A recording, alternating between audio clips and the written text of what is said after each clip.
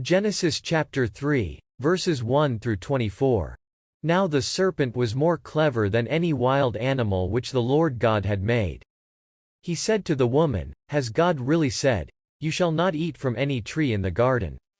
The woman said to the serpent, "We may eat fruit from the trees of the garden, but not from the fruit of the tree that is in the middle of the garden. God has said, 'You shall not eat from it. You shall not touch it, or else you will die.'" The serpent said to the woman, "You certainly will not die. In fact, God knows that the day you eat from it, your eyes will be opened, and you will be like God, knowing good and evil." When the woman saw that the tree was good for food, and that it was appealing to the eyes, and that the tree was desirable to make one wise, she took some of its fruit and ate. She gave some also to her husband, who was with her, and he ate it. The eyes of both of them were opened, and they realized that they were naked.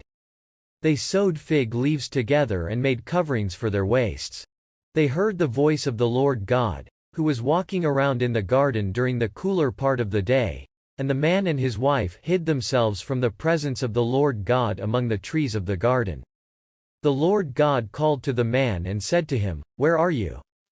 The man said, "I heard your voice in the garden, and I was afraid, because I was naked, so I hid myself." God said, "Who told you that you were naked? Have you eaten from the tree from which I commanded you not to eat?" The man said, "The woman you gave to be with me, she gave me fruit from the tree, and I ate it."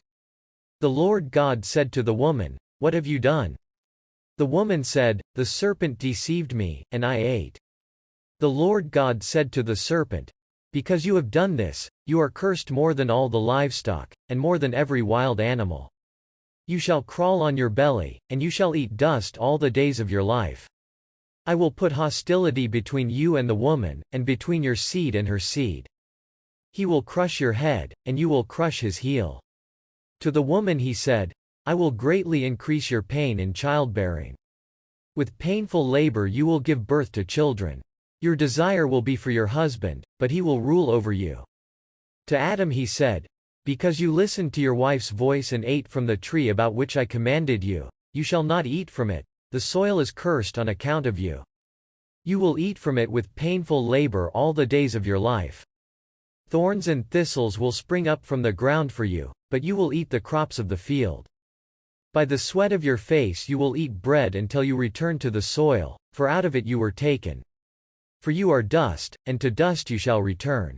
The man named his wife Eve because she would be the mother of all the living.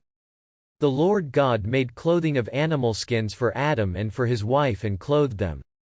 The Lord God said, "Look, the man has become like one of us, knowing good and evil. Now, so that he does not reach out his hand and also take from the tree of life and eat and live forever." The Lord God sent him out from the Garden of Eden to work the soil from which he had been taken. So he drove the man out, and in front of the Garden of Eden he stationed cherubim and a flaming sword, which turned in every direction to guard the way to the tree of life. Genesis chapter 4, verses 1 through 16. The man was intimate with Eve, his wife. She conceived and gave birth to Cain. She said, "I have gotten a man with the Lord." She also gave birth to Cain's brother Abel. Abel tended sheep, but Cain worked the ground. As time passed, one day Cain brought an offering to the Lord from the fruit of the soil. Abel also brought some of the firstborn of his flock in their fat portions. The Lord looked favorably on Abel and his offering, but he did not look favorably on Cain and his offering. Cain was very angry, and his face showed it. The Lord said to Cain, "Why are you angry? Why do you have that angry look on your face? If you do good, will you not be lifted up? If you do not do good, sin is crouching at the door. It has a strong desire for you, but you must rule over it." Cain said to Abel, his brother, "Let's go into the field." When they were in the field, Cain attacked Abel, his brother, and killed him. The Lord said to Cain, "Where is Abel, your brother?" He said, "I don't know. Am I my brother's keeper?" The Lord said, "What have you done? The voice of your brother's blood is crying to me from the soil. Now you are cursed and sent away from the soil which has opened its mouth to receive your brother's blood from your hand. When you work the soil, it will no longer give its strength to you. You shall be a fugitive and a wanderer on the earth. Cain said to the Lord, My punishment is too great for me to bear. Look, today you have driven me away from the soil. I will be hidden from your face, and I will be a fugitive and a wanderer on the earth. And whoever finds me will kill me. The Lord said to him, No. If anyone kills Cain, he will face sevenfold revenge. And the Lord appointed a sign for Cain, so that anyone who found him would not strike him down.